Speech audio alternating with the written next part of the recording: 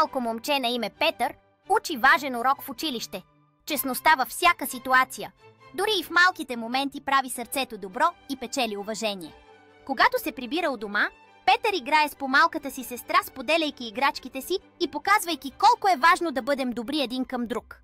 След като споделя историята си за честността пред класа, съучениците му го аплодират и учителката му дава златна звезда за добродетелността. На следващия ден Петър седи на пейка в парка и записва своите опити и уроци, осъзнавайки колко важно е да бъдеш честен. Майката на Петър е горда, когато прочита писмо от училището, в което хвалят сина и за честността и добротата му. Петър е на бюлетинната дъска в училище, където е показан като ученик на месеца за честността и уважението, които предава на своите съученици. Вечер Петър седи на масата с семейството си и споделя историите от деня, обсъждайки как честността прави живота по-добър.